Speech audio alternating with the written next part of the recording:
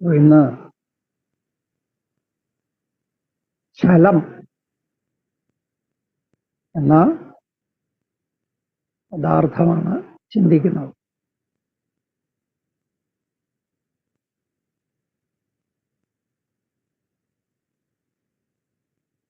എന്താണ് ചലം എന്ന ചലത്തെ നിർവചിക്കുന്നു, അല്ലെങ്കിൽ ചലത്തിന്റെ ലക്ഷണം പറയുന്ന ലക്ഷണസൂത്രം അവതരിപ്പിക്കുന്നു. 1-ാം അധ്യായം 2-ാം ആഹ്നികത്തിലെ 10-ാമത്തെ സൂത്രമാണ്. ചലത്തിന്റെ ലക്ഷണം വചന വിഘാതോ അർത്ഥവികൽപ്പോപപത്യ ചലം. വചന വിഘാതഃ അർത്ഥവികൽപ്പ ഉപപത്യ ചലം. അർത്ഥവികൽപ്പോപപത്യ അർത്ഥവികൽപ്പത്തിന്റെ ഉപപത്തി കൊണ്ട് വചന വിഘാതം ചെയ്യുന്നതാണ് ചലം. അർത്ഥവികൽപ്പ ഉപപത്യ അർത്ഥവികൽപ്പത്തിന്റെ ഉപപത്തി കൊണ്ട്. അർത്ഥവികൽപ്പം എന്നാൽ വേറെ അർത്ഥം. ഒരു വാക്കിന് ഒരർത്ഥം മാത്രമല്ല ഉള്ളത്. വാക്കിന് അനേക അർത്ഥങ്ങൾ ഉണ്ട്. വാക്യത്തിൽ പ്രയോഗിക്കുമ്പോൾ വാക്യാർത്ഥത്തെ അനുസരിച്ച് പദം അവയിൽ ഏതെങ്കിലും ഒരർത്ഥത്തിൽ നിയമിക്കപ്പെടുന്നു.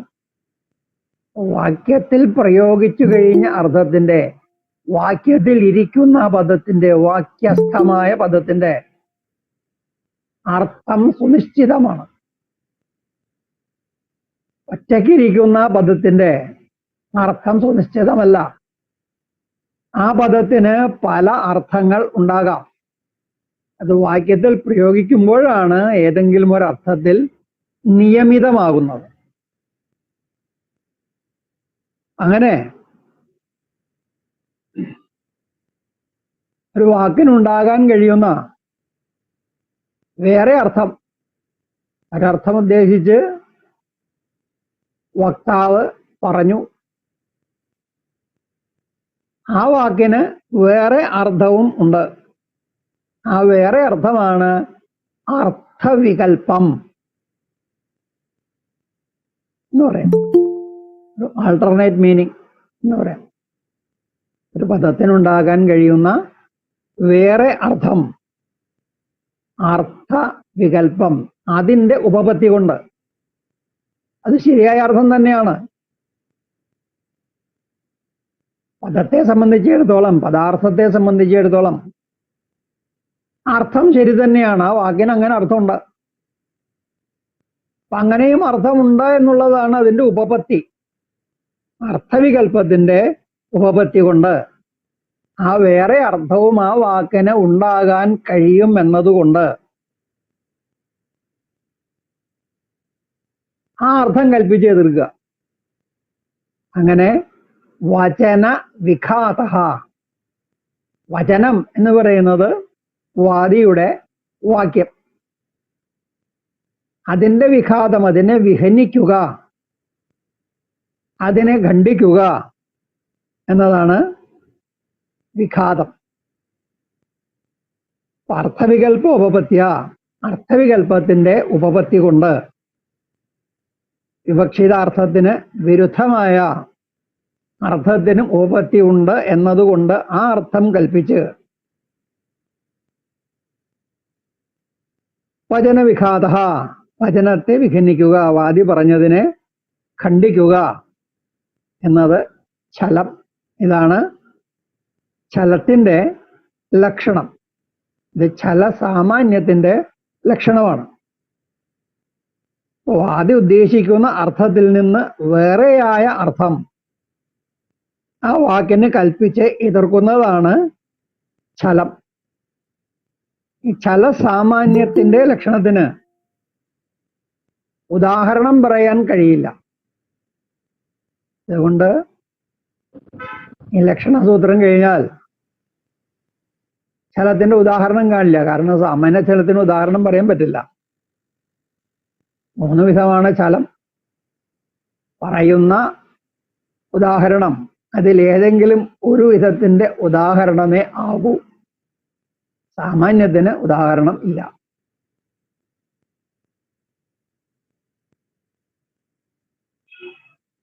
ഏതാണ് ഈ 3 വിധമായ ചലം എന്ന് നോക്കാം.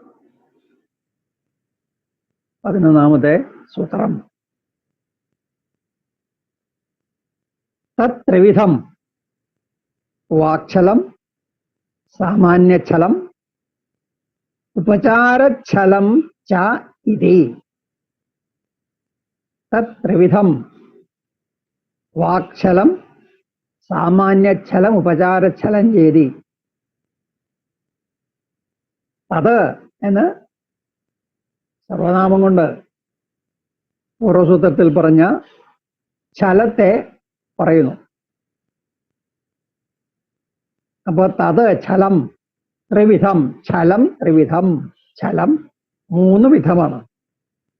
അത് ഏതൊക്കെയാണ്? സാമാന്യചലം, ചലം സാമാന്യചലം എന്നതാണ്. വാക്ചലം, ആദ്യം വാക്ചലം. വാക്ചലം, സാമാന്യചലം, ഉപചാരചലം എന്നിങ്ങനെ 3 ചലം. 3 വിധമാണ് ചലം. ഇനി എന്താണ് വാക്ചലം? വാക്ചലത്തിന്റെ ലക്ഷണം പറയുന്നു. അവിശേഷാഭിഹിതേ അർത്ഥേ വക്തുരഭിപ്രായാത് അർത്ഥാന്തരകൽപ്പന വാക്ചലം. അവിശേഷ അഭിഹിതേ അർത്ഥേ വക്തുഹു അഭിപ്രായാത് അർത്ഥാന്തരകൽപ്പന വാക്ചലം. അവിശേഷ അഭിഹിതേ അർത്ഥേ. അവിശേഷമായിട്ട്, അതായത് വിശേഷാർത്ഥം ഉദ്ദേശിക്കാതെ, വിശേഷാർത്ഥത്തെ വിവക്ഷിക്കാതെ, സാമാന്യ അർത്ഥത്തിൽ എന്നർത്ഥം അവിശേഷം എന്നതിന്. അഭിഹിതേ, അഭിഹിതം ആയ, അഭിധാനം ചെയ്യപ്പെട്ട, പറയപ്പെട്ട എന്നർത്ഥം. വിശേഷാർത്ഥം വിവക്ഷിക്കാതെ സാമാന്യ അർത്ഥത്തിൽ പറയപ്പെട്ട വാക്കിന്, ആ വാക്കിന്റെ അർത്ഥത്തിന്, ആ അർത്ഥത്തിൽ ഈ വക്താവിന്റെ അഭിപ്രായത്തിൽ ഉൾപ്പെടാത്ത, വക്താവിനാൽ അഭിപ്രേതം അല്ലാത്ത, വക്താവ് ഇച്ഛിക്കാത്ത അർത്ഥാന്തര കൽപ്പന. അർത്ഥാന്തരം വേറെ അർത്ഥം. വക്താവ് പറഞ്ഞ പദത്തിന് വക്താവ് വിവക്ഷിക്കാത്ത വേറെ അർത്ഥം കൽപ്പിച്ച് എതിർക്കുക. ഇതാണ് വാക്ചലം.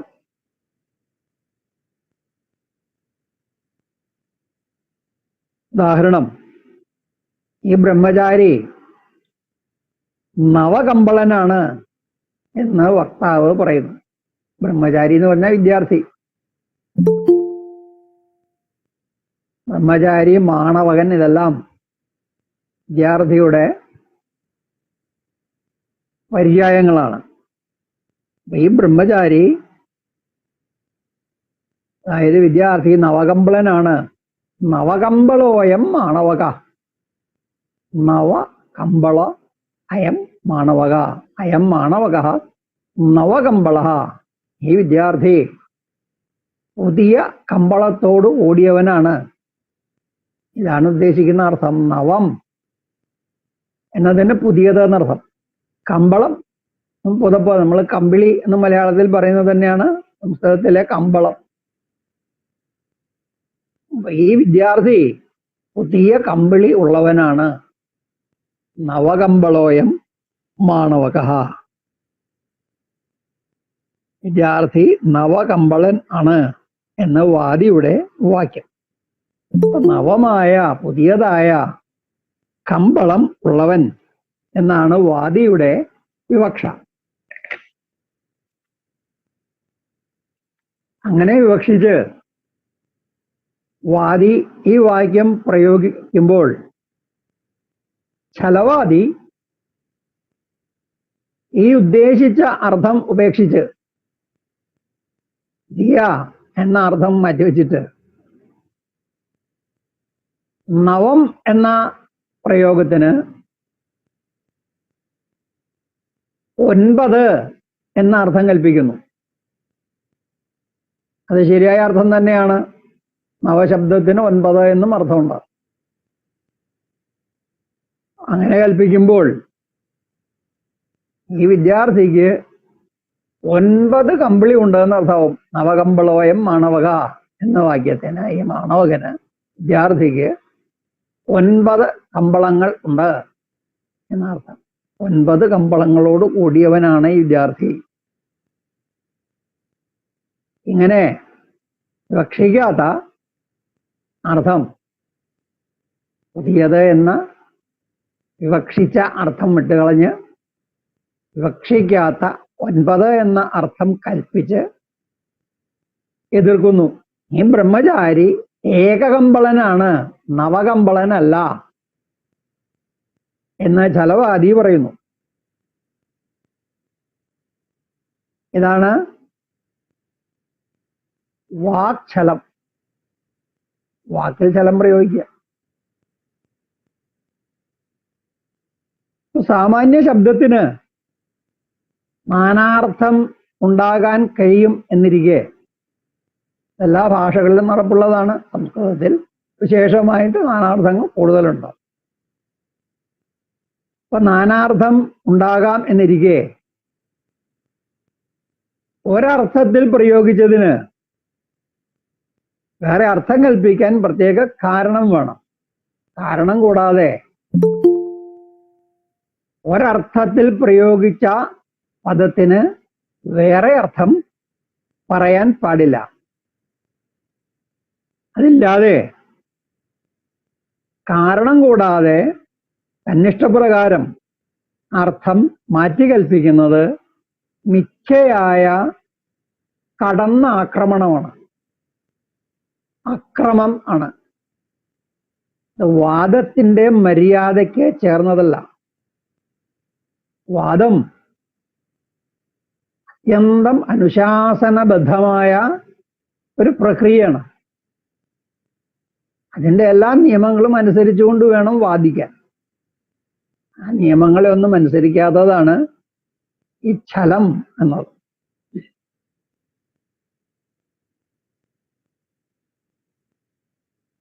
അങ്ങനെ അർത്ഥം മാറ്റി കൽപ്പിക്കുന്നത് മിഥ്യയായ കടന്നാക്രമണമാണ്.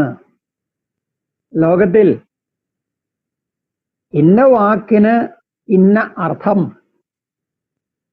ഇന്ന അർത്ഥം പറയാൻ ഇന്ന വാക്ക് എന്ന് നിയമം ഉണ്ട്.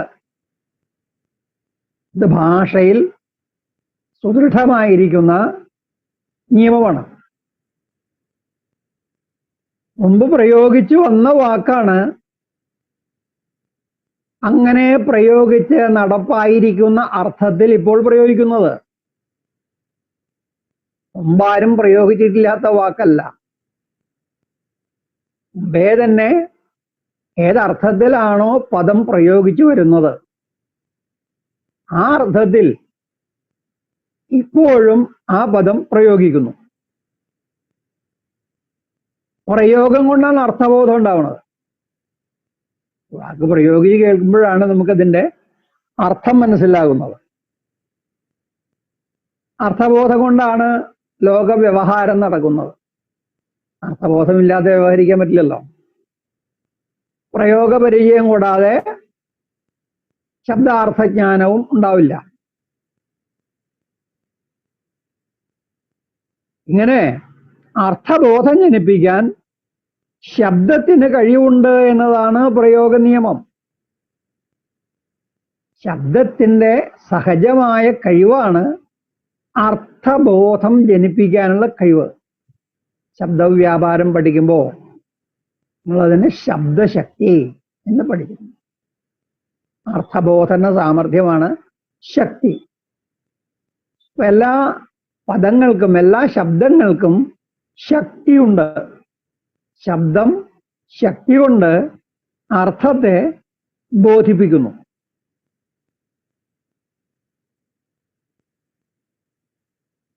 ഇങ്ങനെ ഒരു വാക്യം കേൾക്കുമ്പോൾ ആ വാക്യത്തിൽ ഇരിക്കുന്ന പദം ശക്തി കൊണ്ട് ഒരർത്ഥത്തെ ബോധിപ്പിക്കുന്നുണ്ട്. കേൾക്കുന്നവർ ആ അർത്ഥം അങ്ങനെ തന്നെ മനസ്സിലാക്കണം. ആ അർത്ഥത്തിൽ തന്നെ അതിനെ വ്യാഖ്യാനിക്കണം. ആ അർത്ഥത്തിന് മറുപടി പറയണം. അത് വിട്ട് വേറെ അർത്ഥം എടുത്തിട്ട് അതിന് മറുപടി പറയാൻ പോയാൽ അത് ശരിയായ നടപടിയല്ല. ഉദാഹരണത്തിന്, അജയെ ഗ്രാമത്തിലേക്ക് കൊണ്ടുപോകൂ എന്ന വാക്യം ഒരാൾ പ്രയോഗിക്കും. അജയെ ഗ്രാമത്തിലേക്ക് കൊണ്ടുപോകൂ. അജാം ഗ്രാമം നയ. അജയെ ഗ്രാമത്തിലേക്ക് കൊണ്ടുപോവുക. ഇങ്ങനെ ഒരു വാക്യം പ്രയോഗിക്കുമ്പോൾ ഈ വാക്യത്തിൽ അജ എന്ന പദത്തിന് പെണ്ണാട് എന്ന അർത്ഥം അനായാസമായിട്ട് ജനിക്കും. വേറെ ഒരർത്ഥവും അവിടെ തോന്നാൻ വഴിയില്ല. ഇങ്ങനെ അനായാസമായിട്ട് കിട്ടുന്ന ഉചിതമായ അർത്ഥം പരിത്യജിച്ച് അതിന് വേറെ എന്തെങ്കിലും അർത്ഥം പറഞ്ഞ് എതിർക്കുക. ഈ ഉദാഹരണത്തിൽ അജ എന്ന പദം വക്താവ് പ്രയോഗിച്ചത് പെണ്ണാട് എന്ന അർത്ഥത്തിലാണ്. പെണ്ണാടിനെ ഗ്രാമത്തിൽ കൊണ്ടുപോകൂ എന്നാണ് വക്താവിന്റെ താല്പര്യം. ഛലവാദി അത് വിട്ടിട്ട് അതിന് വേറെ അർത്ഥം കൽപ്പിക്കുന്നു. സാഖ്യശാസ്ത്രത്തിൽ അജ എന്ന പ്രയോഗം അത് പ്രകൃതി എന്ന അർത്ഥത്തിലാണ്. സാഖ്യന്മാരുടെ വാദത്തിലെ സാഖ്യവാദത്തിലെ മൂലപ്രകൃതി. നേരത്തെ നമ്മൾ ഉപനിഷത്ത് എടുക്കുമ്പോൾ ചർച്ച ചെയ്തിട്ടുള്ളതാണ്. ഉപനിഷത്തിലെ മൂലപ്രകൃതി ആത്യന്തിക കാരണം, ജഗത്തിന്റെ ആത്യന്തിക കാരണം, എല്ലാ പദാർത്ഥങ്ങളുടെയും ആത്യന്തിക കാരണം. കാരണത്തിന്റെ കാരണം, അതിന്റെ കാരണം, അതിന്റെ കാരണം എങ്ങനെ അന്വേഷിച്ചു പോയാൽ ഏറ്റവും ഒടുവിൽ ചെന്നെത്തുന്ന കാരണം, തനിക്ക് കാരണമില്ലാത്ത കാരണം, ആത്യന്തിക കാരണം, അൾട്ടിമേറ്റ് കോസ്, അത് സത്താണ് എന്ന് പറഞ്ഞു. അതിന് വിപരീതമായിട്ട് സംഖ്യത്തിൽ ഒരു മൂലപ്രകൃതിയെ കൽപ്പിക്കുന്നു. ഗുണങ്ങളാണ് മൂലപ്രകൃതി. സത്വം, രജസ്, തമസ് എന്ന 3 ഗുണങ്ങളെ കൽപ്പിക്കുന്നു. സംഖ്യ ശാസ്ത്രകാരനായ കപിലനാണ് ഈ ആശയം ആദ്യമായിട്ട് അവതരിപ്പിക്കുന്നത്. ഈ ത്രിഗുണങ്ങൾ എന്ന ആശയം ആദ്യമായിട്ട് അവതരിപ്പിക്കുന്നത്. പിന്നീട് അത് വേദാന്തികൾ ഏറ്റെടുത്തു. അവരും അതിനെ മൂലപ്രകൃതി എന്ന് തന്നെ വിളിച്ചു. ആ മൂലപ്രകൃതി ബ്രഹ്മത്തിന്റെ ശക്തിയാണ് എന്ന് അധികമായിട്ട് കൽപ്പിച്ചു. ബ്രഹ്മത്തെ പരമമാക്കി വെച്ച് സാഖ്യത്തിൽ നിന്ന് അല്പസ്വല്പം ഭിന്നമായ ഒന്നുണ്ടാക്കി. സാഖ്യം ദ്വൈതമാണ്, അതിനെതിരെ അദ്വൈതമായ ഒരു വേദാന്തം ഉണ്ടാക്കുന്നു. രണ്ടിലും ഈ മൂലപ്രകൃതി എന്ന് പറയുന്ന വസ്തു ഒന്നു തന്നെയാണ്. അത് ത്രിഗുണങ്ങൾ, സത്വരജസ്തമോ ഗുണങ്ങൾ. ഇതിനെ അജ എന്ന് സാഖ്യൻ വിളിക്കുന്നു. അജ എന്നത് അവിടെ ജനിക്കാത്തത് എന്നാണ് അർത്ഥം. പെണ്ണാട് എന്ന അർത്ഥം എടുക്കുമ്പോൾ അവിടെ ജനിക്കാത്തതെന്ന് അർത്ഥമില്ല, ജനിച്ചതാണ് പെണ്ണാട്. അജ എന്നതിന് ജനിക്കാത്ത ജായതേ ഇത് അജ, ജനിക്കാത്തത് അജ, ഇങ്ങനെ അർത്ഥം പറയാം. ഈ മൂലപ്രകൃതി ഒരിക്കലും ഉണ്ടായതല്ലാതെ നിത്യമാണ് എന്നാണ് സാങ്ക്യന്റെ അഭിപ്രായം. പ്രകൃതിയും പുരുഷനും നിത്യമാണ്. ഗീതയിലും അത് അങ്ങനെ തന്നെ ആവർത്തിച്ച് പറഞ്ഞു. പ്രകൃതിയും പുരുഷൻ ചെയ്യുക വിദ്യാനാദി ഉഭാവതി. അപ്പൊ അങ്ങനെ ജനിക്കാത്തത് എന്ന അർത്ഥത്തിൽ ഈ ത്രിഗുണാത്മികയായ മൂലപ്രകൃതിയെ അജാ എന്ന് വിളിക്കുന്നു. ശലവാദി അജയെ ഗ്രാമത്തിലേക്ക് കൊണ്ടുപോകൂ എന്ന വാക്യത്തിൽ പെണ്ണാട് എന്ന സുസംഗതമായ അർത്ഥം വിട്ടുകളഞ്ഞ് ഈ അർത്ഥം കൊണ്ടുവരുന്നു. ദുർഘടമായ അർത്ഥം, ഘടിപ്പിക്കാൻ പറ്റാത്ത അർത്ഥം, യോജിക്കാത്ത അർത്ഥം, വാക്യാർത്ഥത്തിൽ അന്വയിക്കാത്ത അർത്ഥം. അങ്ങനെ ഈ ത്രിഗുണാത്മികയായ മൂലപ്രകൃതി എന്ന് സാങ്ക്യത്തിൽ പറയുന്ന അർത്ഥം അജയ്ക്ക് കൽപ്പിച്ച് എതിർക്കുന്നു. അജയെ എങ്ങനെയാണ് ഗ്രാമത്തിൽ കൊണ്ടുപോവുക? ഈ അജ പരിണമിച്ചുണ്ടായ വിശ്വത്തിന്റെ വളരെ ചെറിയ ഒരു പ്രദേശമാണ് ഗ്രാമം. അവിടേക്ക് എങ്ങനെ അജയെ കൊണ്ടുപോകണേ? അജയെ എങ്ങനെ കൊണ്ടുപോകാൻ പറ്റും? അജ വിശ്വത്തിന്റെ തന്നെ ആധാരമാണ്. വിശ്വാധാരമായ അജയെ കൊണ്ടുപോകാൻ പറഞ്ഞു. നിങ്ങൾ എന്ത് വിഡ്ഢിതായി പറഞ്ഞു ചോദിക്കും ശലവാദി. ഇങ്ങനെ ഇല്ലാത്ത അർത്ഥം, ഉദ്ദേശിക്കാത്ത അർത്ഥം, വിവക്ഷിക്കാത്ത അർത്ഥം കൽപ്പിച്ച് എതിർക്കുക. ഇത് ശുദ്ധ മൗഢ്യമാണ്. ഇത് വാദത്തിനും നിരക്കുന്നതല്ല, വാദം മര്യാദയ്ക്ക് നിരക്കുന്നതല്ല, വാദത്തിന്റെ നിയമങ്ങൾക്ക് അനുശാസനത്തിന് നിരക്കുന്നതല്ല ഈ തരത്തിലുള്ള ഖണ്ഡനം.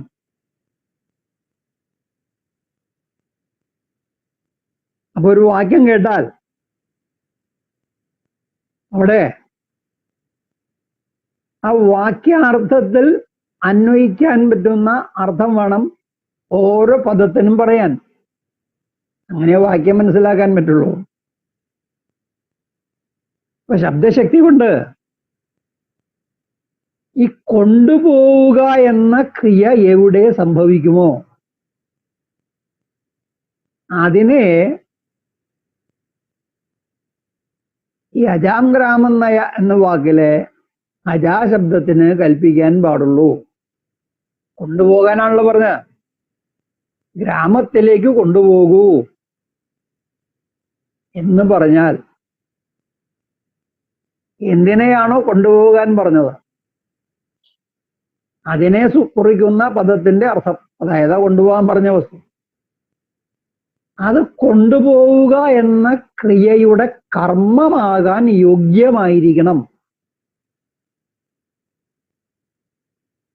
കർമ്മത്വ യോഗ്യത ഉണ്ടാകണം. ആ ക്രിയയുടെ കർമ്മമാകാൻ അതിന് കഴിവുണ്ടാകണം. മൂലപ്രകൃതിക്ക് ആ കഴിവില്ല. അതുകൊണ്ട് അജാഗ്രാമം നയ എന്ന വാക്യത്തിൽ അജാ ശബ്ദത്തിന് ഒരിക്കലും മൂലപ്രകൃതി എന്ന അർത്ഥമില്ല, കിട്ടില്ല. കാരണം കൊണ്ടുപോവുക എന്ന ക്രിയയിൽ കർമ്മമാകാൻ മൂലപ്രകൃതിക്ക് കഴിയില്ല. മൂലപ്രകൃതി ഉണ്ടോ ഇല്ലയോ എന്നുള്ളത് വേറെ ചോദ്യം. അതേ ഇല്ലാത്തതാണ്. അതിരിക്കട്ടെ, അങ്ങനെ ഒന്നുണ്ടെങ്കിൽ അത് ഈ പറയുന്ന തരത്തിൽ വിശ്വകാരണമാണെങ്കിൽ കൊണ്ടുപോകാൻ സാധിക്കില്ല എന്ന് തീർച്ചയാണല്ലോ. അപ്പൊ കൊണ്ടുപോകൂ എന്നാണ് ക്രിയാപദം. അതിലെ കർമ്മമായിട്ട് വരുന്നതാണ് അജ. അജയെ കൊണ്ടുപോകൂ എന്നുള്ളത്.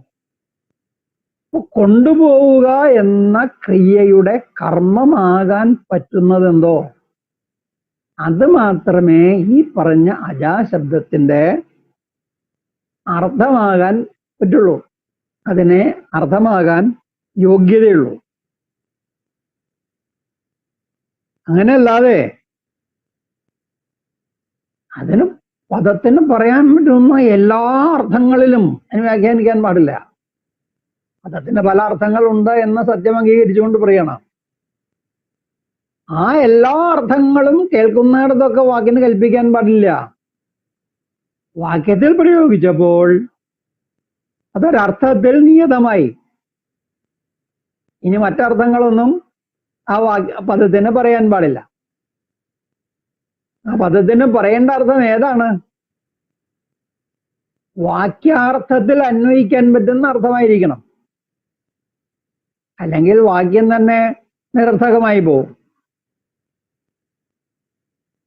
ഇങ്ങനെ ശബ്ദാർത്ഥം നിർണയിക്കേണ്ടടുത്ത് അത് ചെയ്യാതെ അതിന് വിപരീതമായിട്ട്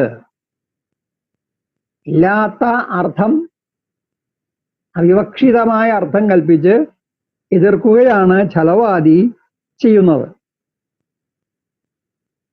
അർത്ഥസാമാന്യത്തിൽ ക്രിയ സംഭവിക്കില്ല, അർത്ഥവിശേഷത്തിലാണ് സംഭവിക്കുക. അർത്ഥസാമാന്യം എന്ന് പറഞ്ഞാൽ ഈ സംഭവമായ എല്ലാ അർത്ഥങ്ങളും, പദത്തിനുണ്ടാകാൻ കഴിയുന്ന എല്ലാ അർത്ഥങ്ങളും. ഈ പ്രയോഗിക്കുന്ന ക്രിയ ആ എല്ലാ അർത്ഥങ്ങളെയും ഉൾക്കൊള്ളാൻ പറ്റുന്നതല്ല, അതിനോട് ബന്ധപ്പെട്ടതല്ല, അതിനോട് പൊരുത്തപ്പെടുന്നതുമല്ല. അതുകൊണ്ട് വാക്യാർത്ഥത്തിൽ ഏതർത്ഥമാണോ അന്വയിക്കുക അത് മാത്രമേ വാക്യത്തിൽ ഓരോ പദത്തിനും കൽപ്പിക്കാൻ പാടുള്ളൂ. അതാണ് സംഭവമായ അർത്ഥം. മറ്റ് അർത്ഥങ്ങളെല്ലാം അസംഭവമാണ്, ഉണ്ടാകാൻ പറ്റാത്ത അർത്ഥങ്ങളാണ്. അതുകൊണ്ട് ഈ വേറെ അർത്ഥത്തിന്റെ കൽപ്പന, അർത്ഥാന്തര കൽപ്പന അസാധുവാണ്, അത് അന്യായമാണ്. വാക്യത്തിലിരിക്കുന്ന പദത്തിന് വാക്യത്തിൽ അന്വയിക്കുന്ന, വാക്യാർത്ഥത്തിൽ അന്വയിക്കുന്ന അർത്ഥം മാത്രം പറയുക. ഈ ഛലം കൊണ്ട് വാസ്തവത്തിൽ വാദത്തെ ഖണ്ഡിക്കാൻ പറ്റില്ല. ഛലം കൊണ്ട് ഒരു വാദത്തെയും സമർത്ഥിക്കാനും പറ്റില്ല. ഛലം കൊണ്ട് സ്ഥാപനമോ ഉപാലംബനമോ ചെയ്യാൻ കഴിയില്ല. കാരണം ഛലം അന്യായമാണ്. ന്യായമായ ഒരു വാദം കൊണ്ടുവന്നാൽ മാത്രമേ അതുകൊണ്ടൊരു വാദത്തെ സമർത്ഥിക്കാനോ ഒരു വാദത്തെ ഖണ്ഡിക്കാനോ കഴിയുള്ളൂ. സ്ഥാപനമോ ഉപാലംബനമോ ചെയ്യാൻ കഴിയുള്ളൂ. ഛലം കൊണ്ട് ഇത് രണ്ടും ചെയ്യാൻ കഴിയില്ല എന്നർത്ഥം. ഇങ്ങനെ ഛലം, ഇനി അടുത്ത ഛലം സാമാന്യ ഛലം. വാക്ഛലം പറഞ്ഞു, ഇനി സാമാന്യ ഛലം. സാമാന്യ ഛലത്തിന്റെ ലക്ഷണം പറയുന്ന സൂത്രം: സംഭവതോ അർത്ഥസ്യ അതിസാമാന്യ യോഗാത് അസംഭൂത അർത്ഥകൽപ്പന സാമാന്യ ഛലം. സംഭവതോ അർത്ഥസ്യ അതിസാമാന്യ യോഗാത് അസംഭൂത അർത്ഥകൽപ്പന സാമാന്യ ഛലം. സംഭവതോ അർത്ഥസ്യ അതിസാമാന്യ യോഗാത്, സംഭവമായ അർത്ഥത്തിന്റെ അതിസാമാന്യ യോഗത്തിൽ നിന്ന് ഉണ്ടാകുന്ന അസംഭൂതമായ അർത്ഥത്തിന്റെ കൽപ്പനയാണ് സാമാന്യ ഛലം. സംഭവം എന്ന് പറഞ്ഞാൽ സംഭവിക്കുന്നത്, സമ്യക്കാവണ്ണം ഭവിക്കുന്നത്, വഴി പോലെ ഉണ്ടായി വരുന്നത്. പദം പ്രയോഗിക്കുമ്പോൾ അല്ലെങ്കിൽ വാക്യം പ്രയോഗിക്കുമ്പോൾ അതിൽ നിന്ന് വഴി പോലെ ഉണ്ടായി വരുന്ന അർത്ഥം ഉണ്ട്. സമ്യക്കാവണ്ണം ഭവിക്കുന്ന അർത്ഥം, അതാണ് സംഭൂതാർത്ഥം. അതിന് വിപരീതമായി അങ്ങനെ സമ്യക്കാവണ്ണം ഭവിക്കാത്ത അർത്ഥമാണ് അസംഭൂത അർത്ഥം. അപ്പൊ സംഭവദർത്ഥം സംഭവത് എന്ന് പറഞ്ഞാൽ സംഭവിക്കുന്നത്. അവിടെ സംഭവത അർത്ഥസ്യ, സംഭവത്തായ അർത്ഥത്തിന്റെ, ഉണ്ടാകാവുന്ന അർത്ഥത്തിന്റെ. അതിസാമാന്യ യോഗം, അർത്ഥത്തിന് ഉദ്ദേശിച്ച ഒരർത്ഥം ഉണ്ട്. ആ അർത്ഥം ആ വാക്ക് കേൾക്കുമ്പോൾ അല്ലെങ്കിൽ വാക്യം കേൾക്കുമ്പോൾ കിട്ടും. ഇനി അതിനപ്പുറം കടന്ന് വേറെ അർത്ഥത്തെയും കുറിക്കുന്നത്, ഉദ്ദേശിച്ച അർത്ഥം ബോധിപ്പിക്കുന്നു, ഉദ്ദേശിക്കാത്ത വേറെ അർത്ഥത്തെയും ബോധിപ്പിക്കുന്നു.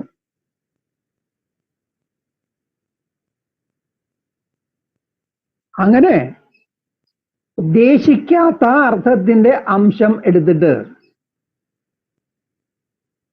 ആ അർത്ഥത്തെ അവലംബിച്ച് വാക്യത്തിൽ നിന്ന് പറയാൻ പറ്റാത്ത താല്പര്യം എടുത്തുകൊണ്ട് ഖണ്ഡിക്കുന്നതാണ് സാമാന്യ ഛലം.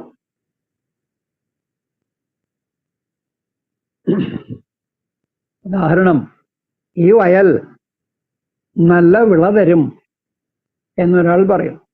ഈ വയൽ കണ്ടിട്ട് പറയാണ് ഈ വയൽ നല്ല വിള തരും. ഇത് കേട്ടിട്ട് ഛലവാദി അപ്പൊ വിതയ്ക്കേണ്ട ആവശ്യമില്ലല്ലോ എന്ന് ഉത്തരം പറയും. വയൽ നല്ല വിള തരുമെങ്കിൽ പിന്നെ വിതയ്ക്കേണ്ട ആവശ്യമില്ലല്ലോ, വയലല്ലേ വിള തരണ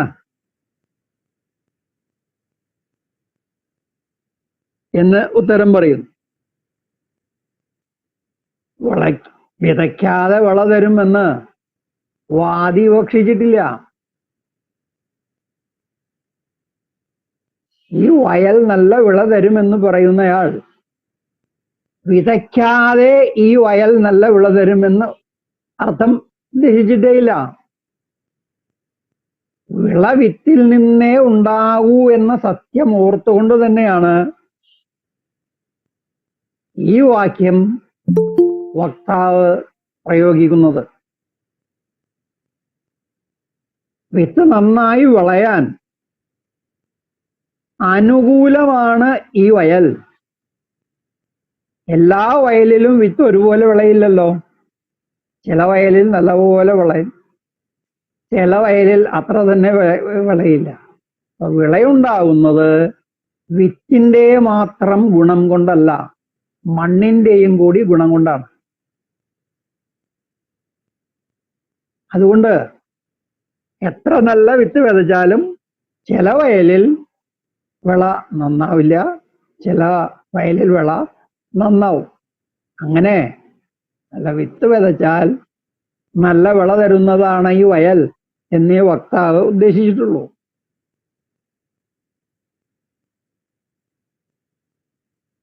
അപ്പൊ വയൽ വിള തരുമെന്ന പ്രയോഗത്തെ വിത്ത് ആവശ്യമില്ല എന്ന അർത്ഥത്തിലേക്ക് വ്യാപിപ്പിച്ച് വാദിയെ ആക്രമിക്കുകയാണ് ഛലവാദി ചെയ്യുന്നത്. മറ്റു വയലുകളേക്കാൾ ഈ വയലിന് ഫലഭൂയിഷ്ഠത അധികം ഉണ്ട് എന്ന് ഈ വയലിനെ പ്രശംസിക്കാൻ മാത്രമാണ് വക്താവ് വാക്യം പ്രയോഗിച്ചത്. ഫലഭൂയിഷ്ഠത ഏറിയിരിക്കുന്നു ഈ വയലിന് എന്നേ അർത്ഥമുള്ളൂ. അവിടെ ഈ നല്ല വിള കിട്ടുന്നതിന് ഉപകാരം ചെയ്യുന്നു ഈ വയൽ എന്നാണ് താല്പര്യം. വിളയുടെ ഉപകാരകത്വമേ വയലിൽ ഉള്ളൂ, കർത്തൃത്വം ഇല്ല. വിളയുടെ കർത്താവ് വയലല്ല, അത് വിത്ത് തന്നെയാണ് എപ്പോഴും. ഉപകാരകത്വമാണ് വയലിൽ ഉള്ളത്. വിതയ്ക്കുന്ന വിത്തിന് നല്ലപോലെ വിളയാൻ വയൽ ഉപകാരം ചെയ്യുന്നു. ഇതാണ് എല്ലാ വയലും ഒരുപോലെ ചെയ്യില്ല എന്ന് പറയുന്നത്. ചില വയല് കൂടുതൽ ഉപകാരം ചെയ്യും, ചിലത് അത്ര തന്നെ ചെയ്യില്ല. അപ്പോ ഉപകാരകത്വം അധികമുണ്ട് എന്നാണ് വക്താവ് വിവക്ഷിച്ചിട്ടുള്ളത്. അല്ലാതെ വിളയുടെ കർത്തൃത്വം വിവക്ഷിച്ചിട്ടില്ല. ഈ വാക്യത്തിൽ വിളയുടെ ഉപകാരകത്വമേ വയലിനുള്ളൂ, കർത്തൃത്വം വയലിന് ഇല്ല, അത് വിത്തിന് തന്നെയാണ്. അതുകൊണ്ട് വിതയ്ക്കേണ്ട ആവശ്യമില്ലല്ലോ എന്ന എതിർപ്പ് അർത്ഥമില്ലാത്തതാണ്. അത് അവിവക്ഷിതമായതുകൊണ്ട്. ഇങ്ങനെ അവിവക്ഷിതമായിരിക്കുന്ന അതിസാമാന്യം, വയല് വിള തരും എന്ന വാക്യത്തിന്റെ അർത്ഥത്തിന് കൽപ്പിക്കാവുന്ന അതിസാമാന്യമാണ് വിതയ്ക്കാതെ വിള തരും എന്നത്.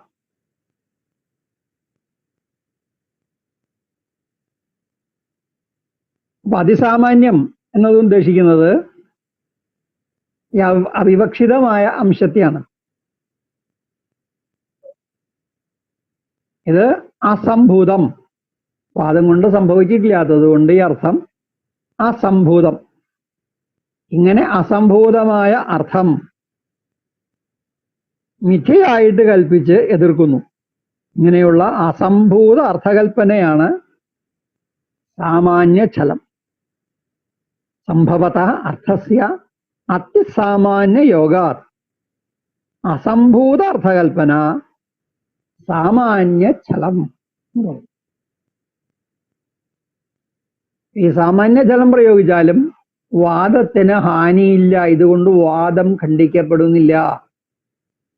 വാദം ഭദ്രമായിട്ട് നിലനിൽക്കുന്നു. അതാണ് ഛലം കൊണ്ട് ഒന്നിനെയും ഉപാലംബനം ചെയ്യാൻ കഴിയില്ല, ഒന്നിനെയും സമർത്ഥിക്കാനും കഴിയില്ല, സ്ഥാപിക്കാനും കഴിയില്ല. അപ്പൊ സ്ഥാപനോപാലംബനങ്ങളിൽ പ്രയോജനപ്പെടാത്തതാണ് ഛലം. ഇങ്ങനെ സാമാന്യഛലത്തിന്റെ ലക്ഷണം. ഇനി ഉപചാരഛലം. ഉപചാരഛലത്തിന്റെ ലക്ഷണം ധർമ്മവികൽപ്പ നിർദ്ദേശേ അർത്ഥസദ്ഭാവ പ്രതിഷേധ ഉപചാരഛലം. ധർമ്മവികൽപ്പ നിർദ്ദേശേ അർത്ഥസദ്ഭാവ പ്രതിഷേധ ഉപചാരഛലം. ധർമ്മവികൽപ്പ നിർദ്ദേശേ. വികല്പം പല അർത്ഥങ്ങൾ വരാവുന്നത്. ഉദാഹരണത്തിന് ഇവിടെ മുഖ്യാർത്ഥം, ലക്ഷ്യാർത്ഥം, ഇത് നമ്മൾ ശബ്ദവ്യാപാരത്തിൽ പഠിച്ച വിഷയമാണ്. വാക്കിനെ മുഖ്യാർത്ഥത്തിൽ പ്രയോഗിക്കാം, ലക്ഷ്യാർത്ഥത്തിലും പ്രയോഗിക്കാം. ഈ മുഖ്യാർത്ഥവും ലക്ഷ്യാർത്ഥവുമാണ് ധർമ്മവികൽപ്പങ്ങൾ. ഇതിൽ ഏതെങ്കിലും ആവാം. തുല്യ ബലമാണ് രണ്ടിനും. ഒരു പദം പ്രയോഗിച്ചാൽ ആ പദത്തിന് ശക്യാർത്ഥം, മുഖ്യാർത്ഥം ആകാം, ലക്ഷ്യാർത്ഥവും ആകാം. അങ്ങനെയുള്ള സ്ഥാനത്ത് ധർമ്മവികൽപ്പ നിർദ്ദേശേ അർത്ഥസദ്ഭാവ പ്രതിഷേധ ഉപചാരജലം. ഇവിടെ ഈ അർത്ഥത്തെ വിവക്ഷിക്കാത്തതിലേക്ക് കൊണ്ടുപോകുന്നു. ശക്യാർത്ഥത്തിൽ ഉപയോഗിച്ചതിന് ശക്യാർത്ഥമിട്ട്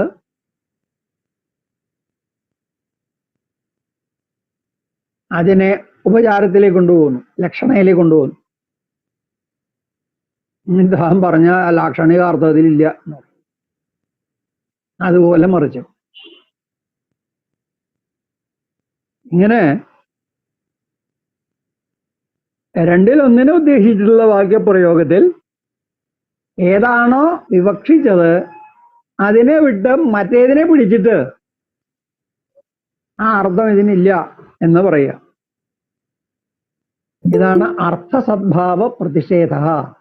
ഈ അർത്ഥം ഇതിന് ഇല്ല എന്ന് പ്രതിഷേധിക്കുക.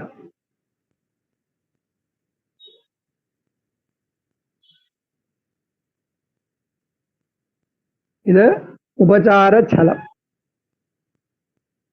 അവിവക്ഷിതമായ വികല്പത്തെ അർത്ഥമായി കൽപ്പിച്ചാണ് വിവക്ഷിത അർത്ഥത്തെ നിഷേധിക്കുന്നത്. അവിവക്ഷിത അർത്ഥം എടുത്തിട്ട് വിവക്ഷിതാർത്ഥത്തെ നിഷേധിക്കുക. ഇവിടെ സൂത്രത്തിന്റെ ഭാഷ്യത്തിൽ പറയുന്നു, അഭിധാനത്തിന്റെ ധർമ്മം യഥാർത്ഥ പ്രയോഗമാണ്. അഭിധാ വ്യാപാരം കൊണ്ട് ബോധിപ്പിക്കുന്ന അർത്ഥത്തിൽ അതിന് അഭിധേയം എന്ന് പേര്. അഭിധേയത്തിൽ അതാണ് മുഖ്യാർത്ഥം അല്ലെങ്കിൽ വാച്യാർത്ഥം. അപ്പൊ മുഖ്യാർത്ഥത്തിൽ അല്ലെങ്കിൽ വാച്യാർത്ഥത്തിൽ പ്രയോഗിക്കുന്നതിനെയാണ് യഥാർത്ഥ പ്രയോഗം എന്ന് പറഞ്ഞിരിക്കുന്നത്. ഒരു പദത്തിന്റെ യഥാർത്ഥ പ്രയോഗം എന്നതുകൊണ്ട് ഭാഷ്യകാരൻ വിവക്ഷിക്കുന്നത് അതിനെ മുഖ്യാർത്ഥത്തിൽ പ്രയോഗിക്കുന്നതിനെയാണ്, അല്ലെങ്കിൽ ശക്യാർത്ഥത്തിൽ പ്രയോഗിക്കുന്നതിനെയാണ്. ഒരിടത്ത് കണ്ടതിനെ വേറൊരിടത്ത് പ്രയോഗിക്കുന്നതാണ് ധർമ്മവികല്പം. ഗംഗാതീരത്ത് കുടിൽ നിൽക്കുന്നു. ഗംഗാതീരത്ത് കുടിൽ നിൽക്കുന്നു എന്ന് പറയുന്നതാണ് ഈ ഭാഷ്യകാരൻ പറയുന്ന ശരിയായ പ്രയോഗം. ഗംഗാതീരത്ത് കുടിൽ നിൽക്കുന്നു. ആ ഗംഗാതീരത്ത് നിൽക്കുന്ന കുടിലിനെ ഗംഗയിൽ കൽപ്പിക്കുന്നു. എന്നിട്ട് ഗംഗയിൽ കുടിൽ നിൽക്കുന്നു എന്ന് പറയുന്നു. ഗംഗായാം ഘോഷ പ്രതിവസതി. ഗംഗയിൽ കുടിൽ നിൽക്കുന്നു. തീരത്ത് നിൽക്കുന്ന കുടിലിനെയാണ് ഗംഗയിൽ കൽപ്പിച്ചത്. ഇതാണ് ലാക്ഷണികമായ പ്രയോഗം. ഇത് ലക്ഷണ അല്ലെങ്കിൽ ഉപചാരം എന്ന് പറയുന്നു. ഇതിന്റെ നിർദ്ദേശമാണ് അർത്ഥവികൽപ്പ നിർദ്ദേശം. ഉദാഹരണം, വേദി ലഹള കൂട്ടുന്നു. മഞ്ചഹ ക്രോശന്തി. വേദി ലഹള കൂട്ടുന്നു എന്നൊരാൾ പറയുന്നു. എപ്പോഴാ അത് പറയുക? വേദിക്ക് ലഹള കൂട്ടാൻ പറ്റില്ലല്ലോ. ലഹള കൂട്ടുന്നത് വേദിയിലിരിക്കുന്ന ആളുകളാണ്. വേദിയിലിരിക്കുന്ന ആളുകൾ ലഹള കൂട്ടുമ്പോൾ കാണുന്ന ആള് വേദി ലഹള കൂട്ടുന്നു എന്ന് പറയുന്നു. അയാൾ ഉദ്ദേശിക്കുന്നത് വേദിയിലിരിക്കുന്ന ആളുകൾ ലഹള കൂട്ടുന്നു എന്ന് തന്നെയാണ്. വേദിയാണ് ലഹള കൂട്ടുന്ന വിചാരിച്ചിട്ടല്ല അയാൾ പറഞ്ഞത്. വേദിയിലിരിക്കുന്നവർ ലഹള കൂട്ടുന്നതിനെ വേദി ലഹള കൂട്ടുന്നു എന്ന് പറയുന്നു. ലാക്ഷണികമായ പ്രയോഗമാണ് അയാൾ ചെയ്യുന്നത്. അപ്പോ ഇതിൽ ഇങ്ങനെ കേൾക്കുമ്പോൾ ഛലവാദി ഇതിൽ അർത്ഥമില്ല എന്ന് കാണിക്കാൻ വേണ്ടി പറയുന്നു, വേദി എവിടെ ലഹള കൂട്ടുന്നു, വേദി അവിടെ അനങ്ങാതെ നിൽക്കുകയാണ്. ഇങ്ങനെ അർത്ഥസദ്ഭാവ പ്രതിഷേധം ചെയ്യാം. അർത്ഥമില്ല എന്ന് വാദിക്കുക. അവൻ പറഞ്ഞ അർത്ഥമില്ല, വേദി ലഹളയൊന്നും കൊണ്ടില്ല, വേദി അവിടെ മിണ്ടാതെ നിൽക്കുകയാണ്. ഇങ്ങനെ അർത്ഥത്തെ നിഷേധിക്കുക. അപ്പൊ വേദിയിലിരിക്കുന്നവർ ലഹള കൂട്ടുന്നു, അതിനെ വേദി ലഹള കൂട്ടുന്നു എന്ന് ലാക്ഷണികമായിട്ട് പറയാം. ഗംഗയിൽ കുടിൽ നിൽക്കുന്നു എന്ന് പറഞ്ഞതുപോലെ ഒരർത്ഥത്തിൽ പ്രയോഗിച്ചതിന് വേറെ അർത്ഥം കൽപ്പിക്കുക. ലക്ഷ്യാർത്ഥത്തിൽ പ്രയോഗിച്ചതിനെ മുഖ്യാർത്ഥം കൽപ്പിച്ച് എതിർക്കുക, മുഖ്യാർത്ഥത്തിൽ പ്രയോഗിച്ചതിനെ ലക്ഷ്യാർത്ഥം കൽപ്പിച്ച് എതിർക്കുക. ഇങ്ങനെ ചെയ്യുന്നതാണ് ഛലവാദിയുടെ സ്വഭാവം. ഇങ്ങനെ ചെയ്യുന്ന ഖണ്ഡനങ്ങളും നിലനിൽക്കില്ല. ഇതുകൊണ്ട് വാദം ഖണ്ഡിക്കപ്പെടുന്നില്ല.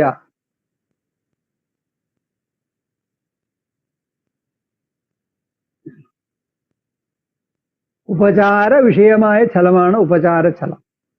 ഇതിന് ഉപചാരച്ഛലം എന്ന് പേര് പറയാൻ എന്താ കാരണം? ഉപചാരം എന്ന് പറഞ്ഞ ലക്ഷണയാണ്. ലക്ഷണം ശക്യ സംബന്ധം, ശക്യാർത്ഥത്തോട് സംബന്ധമുള്ള അർത്ഥമാണ് ലക്ഷ്യാർത്ഥം. സംബന്ധം ഇല്ലാത്തതിന് ലക്ഷ്യാർത്ഥമാവാൻ കഴിയില്ല.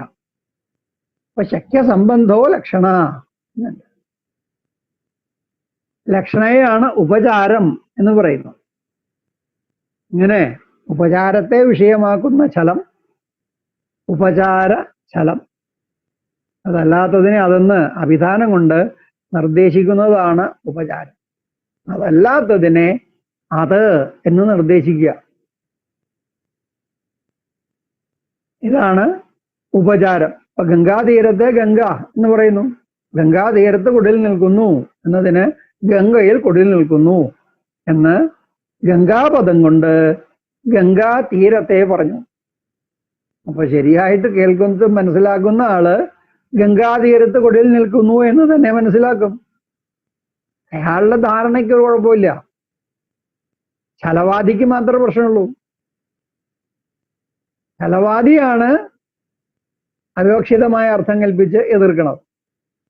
പിന്നെ ഗംഗാതീരം നിൽക്കുന്നു തന്നെ പറഞ്ഞുകൂടായിരുന്നു. എന്തിനാണ് ഗംഗയിൽ നിൽക്കുന്നു എന്ന് പറഞ്ഞത്? പറഞ്ഞതിന് ഉദ്ദേശമുണ്ട്. ഗംഗയുടെ ഗുണങ്ങളായ ശീതത്വം, പാവനത്വം മുതലായവ ഈ കുടിലിൽ ഉണ്ട് എന്ന് ബോധിപ്പിക്കാൻ വേണ്ടിയാണ് വക്താവ് ഗംഗാ തീരത്ത് നിൽക്കുന്ന കുടിലിനെ ഗംഗയിൽ കുടിൽ നിൽക്കുന്നു എന്ന് പറഞ്ഞത്. അങ്ങനെ ഒരു വ്യംഗ്യാർത്ഥം കിട്ടുന്നു. ഒരു ഉദ്ദേശവും കാണാതെ അല്ല ഈ പറയുന്നവര് ഇങ്ങനെയെല്ലാം പറയുന്നു. പക്ഷെ ഛലവാദികൾക്ക് ഇതൊന്നും നേരെ ചൊവ്വേ ചിന്തിക്കാൻ കഴിയില്ല. നേരമായിട്ട് വാക്യാർത്ഥം ചിന്തിക്കാൻ അവർക്ക് കഴിയില്ല. അവരുടെ ബുദ്ധിയിൽ എപ്പോഴും വികടമാണ് പ്രവർത്തിച്ചുകൊണ്ടിരിക്കുന്നത്. അതുകൊണ്ട് അവരിങ്ങനെ ഓരോന്നും കൽപ്പിച്ച് എതിർത്തുകൊണ്ടിരിക്കും. ഇങ്ങനെ ഉപചാരച്ഛലം പറഞ്ഞാൽ ഉപചാരച്ഛലവാദിയോട് പറയാനുള്ളത് ഇതാണ്: മുഖ്യാർത്ഥത്തെയോ ഗുണാർത്ഥത്തെയോ ഉദ്ദേശിച്ച് പ്രയോഗിക്കുന്ന പദത്തെ വക്താവിന്റെ അഭിപ്രായം അനുസരിച്ച് എന്ന് പറഞ്ഞാൽ അയാൾ ഏതർത്ഥം പ്രയോഗിച്ചത് മുഖ്യാർത്ഥമാണ് വക്താവ് ഉദ്ദേശിച്ചതെങ്കിൽ നിങ്ങൾ മുഖ്യാർത്ഥത്തിൽ തന്നെ അതിനെ മനസ്സിലാക്കണം. ലക്ഷ്യാർത്ഥമാണ് വക്താവ് വിവക്ഷിച്ചതെങ്കിൽ നിങ്ങൾ ലക്ഷ്യാർത്ഥത്തിൽ തന്നെ മനസ്സിലാക്കണം. അങ്ങനെ മനസ്സിലാക്കാതെ മുഖ്യാർത്ഥം വിവക്ഷിച്ചെടുത്ത് അവിവക്ഷിതമായ ലക്ഷ്യാർത്ഥം എടുത്തിട്ട്, അല്ലെങ്കിൽ ലക്ഷ്യാർത്ഥം വിവക്ഷിച്ചെടുത്ത് അവിവക്ഷിതമായ മുഖ്യാർത്ഥം എടുത്തിട്ട് നിങ്ങൾ എതിർത്താൽ ആ എതിർപ്പിന് ഒരു പ്രയോജനവും ഇല്ല. അത് എതിർപ്പാകുന്നില്ല, അത് ഖണ്ഡനമാകുന്നില്ല. അങ്ങനെ ഒരു വാദിയെയും തോൽപ്പിക്കാൻ സാധിക്കില്ല. വാദം ഭദ്രമായിട്ട് നിലനിൽക്കും. നിങ്ങൾ പറഞ്ഞത് മുഴുവൻ നിഷ്പ്രയോജനം ആകും എന്നേ ഉള്ളൂ. അപ്പൊ അങ്ങനെ തന്നിഷ്ടം പോലെ അർത്ഥം മാറ്റി കൽപ്പിച്ച് എതിർക്കാൻ പാടില്ല. രണ്ട് പ്രയോഗങ്ങളും നടപ്പുള്ളതാണ്. ഇതിൽ ഏതെങ്കിലും ഒന്നേ പാടുള്ളൂ എന്ന് പറയാൻ പറ്റില്ല. ശക്യാർത്ഥത്തിലും പ്രയോഗിക്കാം, ലക്ഷ്യാർത്ഥത്തിലും പ്രയോഗിക്കാം. ഈ രണ്ട് പ്രയോഗങ്ങളും സാധുവാണ്. രണ്ടും ലോകത്തിൽ സുലഭമാണ്, ലോക സാധാരണമാണ് രണ്ടും. വാച്യാർത്ഥം ഉദ്ദേശിച്ചെടുത്ത് ലക്ഷ്യാർത്ഥവും, ലക്ഷ്യാർത്ഥം ഉദ്ദേശിച്ച് വാച്യാർത്ഥവും കൽപ്പിച്ച് തീർത്താൽ അതുകൊണ്ട് ഉപാലംബം നടക്കുകയില്ല. ഉപാലംബിക്കാൻ വേണ്ടിയാണല്ലോ ഈ എതിർപ്പ്. ഉപാലംബനം ഇതുകൊണ്ട് നടക്കില്ല. ഛലം കൊണ്ട് ഉപാലംബിച്ചാൽ അത് ഉപാലംബനം ആകില്ല. ഇങ്ങനെ 3 വിധത്തിലുള്ള ഛലം പറഞ്ഞു. ഈ 3 വിധത്തിലുള്ള ഛലങ്ങളിൽ ഒന്നുകൊണ്ടും ഉപാലംബനം നടക്കുകയില്ല, സ്ഥാപനവും നടക്കുകയില്ല. സാധനവും ഉപാലംബനവും ഇതുകൊണ്ട് നടക്കില്ല. ഛലം, സ്ഥാപനോപാലംബനങ്ങളിൽ നിഷ്പ്രയോജനമാണ്.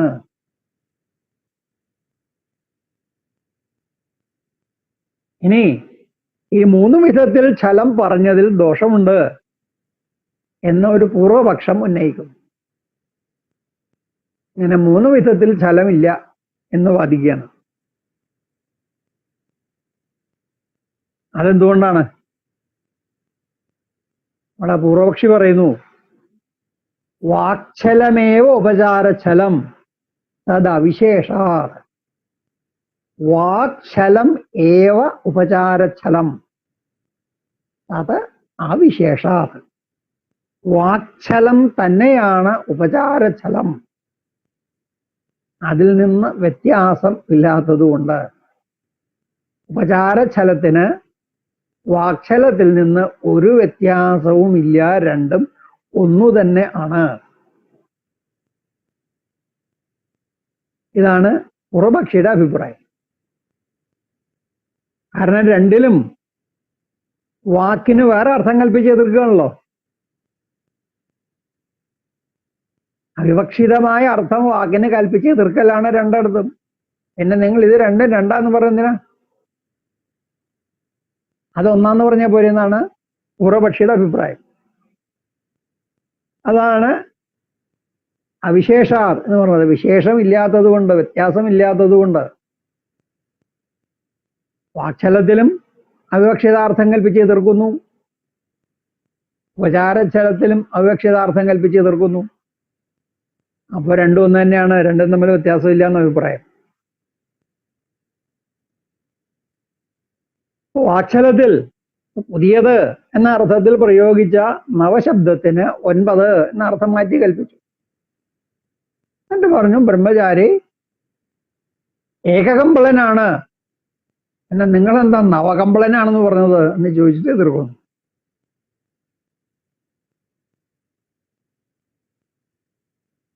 ഉപചാരസ്ഥലത്തിൽ ലക്ഷണാർത്ഥത്തിൽ വേദിയിലുള്ളവർ എന്ന അർത്ഥത്തിൽ വേദി എന്ന ശബ്ദം പ്രയോഗിച്ചു. അങ്ങനെ പ്രയോഗിച്ചതിന് ഈ ലാക്ഷണികമായ അർത്ഥം സ്വീകരിക്കാതെ അതിന് വേദി എന്ന മുഖ്യ അർത്ഥം എടുത്തു. അവിടെ അർത്ഥം മാറ്റി കൽപ്പിക്കുകയാണല്ലോ ചെയ്തേ. അപ്പൊ രണ്ടും അർത്ഥം മാറ്റി പറയലാണെന്നാണ് പൂർവപക്ഷിയുടെ അഭിപ്രായം. അങ്ങനെ വിപരീത അർത്ഥകൽപ്പന എന്ന സാമാന്യ ലക്ഷണം വാക്ചലത്തിനും ഉപചാരച്ഛലത്തിനും ഉള്ളതുകൊണ്ട് ഇവയെ വെവ്വേറെ ഛലഭേദങ്ങളായിട്ട് പറയുന്നതിൻ്റെ ഔചിത്യം എന്താണ്? ഇതാണ് പൂർവപക്ഷി ഉന്നയിക്കുന്ന സംശയം. അതിനെ സിദ്ധാന്തപക്ഷം പ്രതിഷേധിക്കുന്നു. അതിനെ നിഷേധിക്കുന്ന സിദ്ധാന്ത സൂത്രം ന തദർത്ഥാന്തര ഭാവാ, ന അല്ല, നിങ്ങൾ പറയുന്നത് പോലെ വാക്ചലവും ഉപചാരച്ഛലവും ഒന്നല്ല എന്നർത്ഥം. വാക്ചലമേവ ഉപചാരച്ഛലം എന്നാണല്ലോ പൂർവപക്ഷി പറഞ്ഞത്. അതിനെയാണ് നിഷേധിച്ചത്. വാക്ചലം തന്നെയല്ല ഉപചാരച്ഛലം, ഇത് രണ്ടും രണ്ട് തന്നെയാണ്. എന്തുകൊണ്ട്? അത് അർത്ഥാന്തര ഭാവ, ഇതിന്റെ അർത്ഥങ്ങൾക്ക് തമ്മിൽ വ്യത്യാസം ഉള്ളത് കൊണ്ട്. നിങ്ങൾ പറയുന്നത് പോലെ ഒരു വ്യത്യാസവുമില്ലാത്ത അർത്ഥങ്ങളല്ല ഇത്. ഇത് രണ്ടും ഒരർത്ഥമല്ല, അർത്ഥഭേദമുണ്ട് എന്ന് സിദ്ധാന്തപക്ഷം.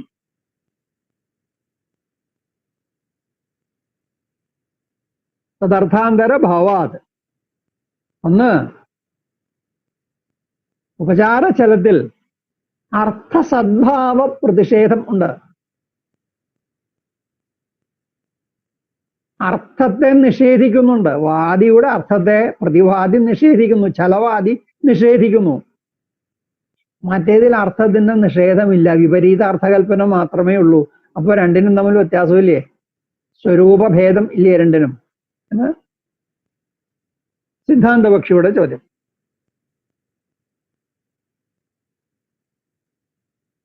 അർത്ഥസദ്ഭാവ പ്രതിഷേധത്തിന് ഭിന്നാർത്ഥകൽപ്പനയിൽ നിന്ന് വ്യത്യാസം ഉള്ളത് കൊണ്ട്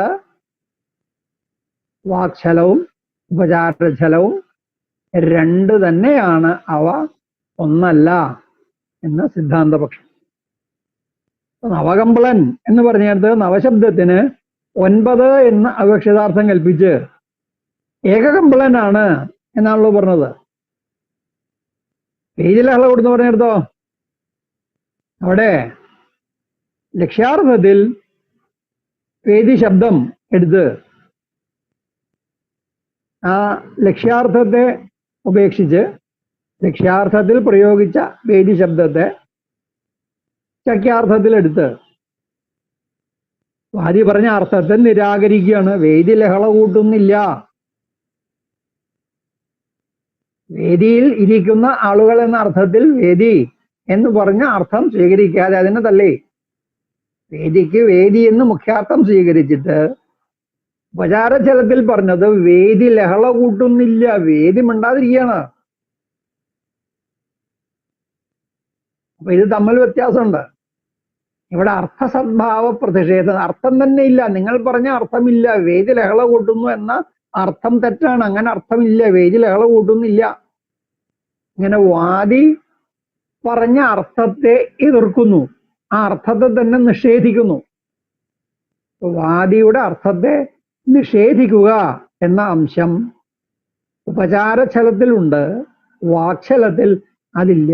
അവിടെ അർത്ഥം മാറ്റി പറയുക മാത്രമേ ചെയ്യുന്നുള്ളൂ. അതുകൊണ്ട് വാക്ചലവും ഉപചാരഛലവും ഒന്നല്ല, രണ്ടു തന്നെ ആണ് എന്ന് അഭിപ്രായം. മാത്രമല്ല കുറച്ചും കൂടി കടത്തി പറയുന്നു സിദ്ധാന്തപക്ഷി, ഇനി നിങ്ങൾ പറയുന്നത് പോലെ അർത്ഥം മാറ്റി ഇതിലും ഉപചാരചലത്തിലുണ്ടല്ലോ, ലക്ഷ്യാർത്ഥം വാച്യാർത്ഥവും വാച്യാർത്ഥത്തിന് ലക്ഷ്യാർത്ഥവും മാറ്റിയെടുത്തല്ലോ. അങ്ങനെ എടുക്കുന്ന സാധർമ്മ്യം കൽപ്പിച്ചിട്ട് ഇത് രണ്ടും ഒന്നാണെന്ന് പറയാൻ പോയാൽ, എന്നാൽ പിന്നെ സാമാന്യ ഛലത്തിലും ചില സാധർമ്മ്യം കാണിച്ചിട്ട് അതും ഇത് തന്നെയാണ്, മൂന്ന് ഛലമില്ല, ഒരു ഛലമേ ആകെ ഉള്ളൂ എന്ന് പറയാം. രണ്ടുണ്ട് എന്ന് പറയരുത്, അതിന് ഔചിത്യമില്ല. വാക്ചലവും ഉപചാരഛലവും ഒന്നാണ് എന്ന് പറയുന്ന കാഴ്ചപ്പാടിൽ വാക്ചലവും ഉപചാരഛലവും സാമാന്യ ഛലവും ഒന്നു തന്നെയാണ്, ഇവയ്ക്ക് തമ്മിൽ ഭേദമില്ല എന്ന് പറയാം എന്നാണ് സിദ്ധാന്തപക്ഷിയുടെ അഭിപ്രായം. അതാണ് അടുത്ത സിദ്ധാന്ത സൂത്രം. അവിശേഷേ വാ കിഞ്ചിത് സാധർമ്യാത് ഏകച്ഛല പ്രസംഗ. അവിശേഷേ വാ, മേൽ പറഞ്ഞ വ്യത്യാസങ്ങൾ ഇരിക്കലും അർത്ഥാന്തര കൽപ്പന എന്ന സാധാരണ ധർമ്മം ഇരിക്കയാൽ ഇതിന് വിശേഷം ഇല്ല, ഭേദം ഇല്ല എന്ന് പറയാൻ മുറപ്പെട്ടാൽ, അങ്ങനെ വാക്ചലത്തിനും ഉപചാരഛലത്തിനും തമ്മിൽ ഭേദമില്ല എന്ന് പറഞ്ഞാൽ,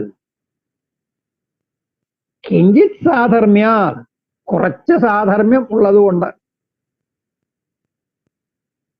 സാമാന്യ ഛലവും ഇതിൽ ഉൾപ്പെടുത്താം. അതും അർത്ഥാന്തര കൽപ്പനയാണെന്ന് പറയാം. അത് മറർത്ഥ കൽപ്പിക്കുകയാണല്ലോ. അതിസാമാന്യത്തെ അർത്ഥമായിട്ട് കൽപ്പിച്ചോളെ. അപ്പൊ അതിസാമാന്യത്തെ അർത്ഥമായിട്ട് കൽപ്പിച്ചതും അർത്ഥാന്തര കൽപ്പന തന്നെയാണെന്ന് പറയാം. അപ്പൊ മൂന്ന് ഛലം ഇല്ല, ആകെ ഒരു ഛലമേ ഉള്ളൂ എന്ന് പറയാം. ഇതാണ് വാദം.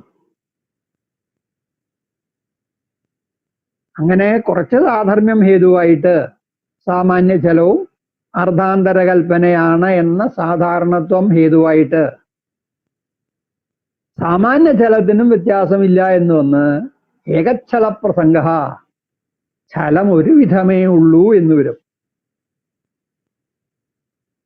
രണ്ട് വിധം എന്ന് സ്വീകരിക്കുന്നതിന് അർത്ഥമില്ല.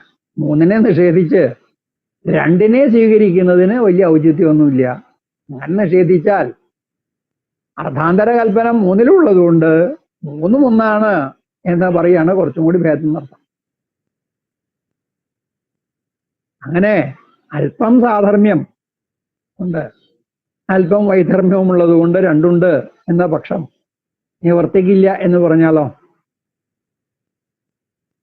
അല്പം സാധർമ്മ്യം ഉള്ളത് കൊണ്ട് മൂന്നും ഒന്നാണെന്ന് പറഞ്ഞു ശരി. പക്ഷേ അല്പം സാധർമ്മ്യമുണ്ട് എന്ന് പറഞ്ഞപ്പോൾ തന്നെ അല്പം വൈധർമ്മ്യവും ഉണ്ട് എന്ന് വന്നല്ലോ. ഇതാണ് പൂർവപക്ഷി പിന്നെയും ചോദിക്കുന്നത്. അപ്പോ രണ്ടില്ലേ ഞാൻ പറഞ്ഞ പോലെ എന്നാണ്? ഇല്ല. എന്തുകൊണ്ട്? ഈ കിഞ്ചിത് സാധർമ്മ്യം ഇരിക്കെ കിഞ്ചിത് വൈധർമ്യവും ഉണ്ട് എന്ന് നിങ്ങൾ അംഗീകരിച്ചല്ലോ ഇപ്പോ. എന്നാൽ പിന്നെ വാക്ചലോ ഉപചാരചലോ ഒന്നും കൂടി സൂക്ഷിച്ച് പഠിച്ചോളൂ, സൂക്ഷ്മമായിട്ട് പരിശോധിച്ചോളൂ. അവിടെയും എന്തുണ്ട്? അവിടെയും കിഞ്ചിത് വൈസാദൃശ്യമുണ്ട്, കിഞ്ചിത് വൈധർമ്യമുണ്ട്. എന്നാൽ വിപരീതാർത്ഥ കൽപ്പന മാത്രമേ ഉള്ളൂ, മറ്റേടത്ത് അർത്ഥമില്ല എന്ന വാദമുണ്ട്. അർത്ഥ സദ്ഭാവ പ്രതിഷേധം. അർത്ഥമില്ല, നിങ്ങൾ പറഞ്ഞ അർത്ഥമില്ല, വേദി മിണ്ടുന്നില്ല, വേദി ലഹള കൂട്ടുന്നില്ല. ആ ലഹള കൂട്ടുന്ന അർത്ഥത്തിന് നിഷേധമുണ്ട്. അതൊരു ഭേദല്ലേ? അപ്പൊ അങ്ങനെ കുറച്ച് വൈധർമ്മ്യം അവയ്ക്ക് തമ്മിലുണ്ട്. കിഞ്ചിത് വൈധർമ്മ്യം കൊണ്ട് ഉപചാരച്ഛലം, വാക്ചലം ഇവ രണ്ടും ഒന്നാന്ന് എടുത്തിട്ട് സാമാന്യച്ഛലത്തിനും മാത്രം ഒരു സ്ഥാനം കൽപ്പിച്ചു കൊടുത്താൽ ഈ കിഞ്ചിത് വൈധർമ്മ്യം മൂന്നിലും ഉണ്ട്.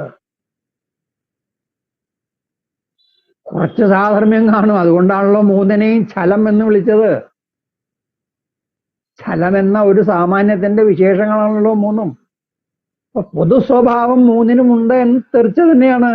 അല്ലെങ്കിൽ ആ മൂന്നിനെയും ഛലം എന്ന ഒന്നായിട്ട് പറയില്ലല്ലോ. ഛലം എന്ന ഒന്നിന്റെ അവാന്തരങ്ങളാണ് മൂന്ന്. അപ്പോൾ തീർച്ചയായിട്ടും അതിന് ചില സാമാന്യ ലക്ഷണം ഉണ്ട്. അതുകൊണ്ടാണ് അവയെല്ലാം ഛലമായിരിക്കുന്നത്. അതേ സമയത്ത് അവയ്ക്ക് തമ്മിൽ ഭേദവും ഉണ്ട്. ആ ഭേദങ്ങളെ പുരസ്കരിച്ചാണ് ഛലം 3 വിധമുണ്ട് എന്ന് പറഞ്ഞത്. അതുകൊണ്ട് ഛലം 3 വിധം തന്നെ ആണ്, 2 വിധമല്ല. അപ്പോ വാക്ചലം, ഉപചാരച്ഛലം, സാമാന്യച്ഛലമെന്ന് ഛലം 3 വിധം തന്നെ ആണ് എന്ന് സിദ്ധാന്തപക്ഷം ഉറപ്പിക്കുന്നു. അപ്പോൾ സാമാന്യ ലക്ഷണം ഛലത്തിന് പറയാം. അത് കഴിഞ്ഞാൽ പിന്നെ ഈ മൂന്നിൻ്റെയും വിശേഷ ലക്ഷണം, അത് സിദ്ധാന്ത ചർച്ചയിൽ വളരെ സ്പഷ്ടമാണ്. ഈ മൂന്നിൻ്റെയും വിശേഷ ലക്ഷണങ്ങൾ എന്തൊക്കെയാണ് എന്ന്. അങ്ങനെ സാമാന്യത്തെയും വിശേഷത്തെ എടുത്തിട്ടാണ് ഛലം എന്ന സാമാന്യവും അതിൽ വാക്ചലം, ഉപചാരച്ഛലം, സാമാന്യച്ഛലം എന്ന 3 ഛലഭേദങ്ങളെയും വിധിച്ചത്. അതുകൊണ്ട് ആ 3 എന്നത് തന്നെയാണ് ശരി. ഛലം 3 വിധം തന്നെയാണ് എന്ന് സിദ്ധാന്ത പക്ഷം ഉപസംഹരിക്കും. ഇവിടെ നിർത്താം.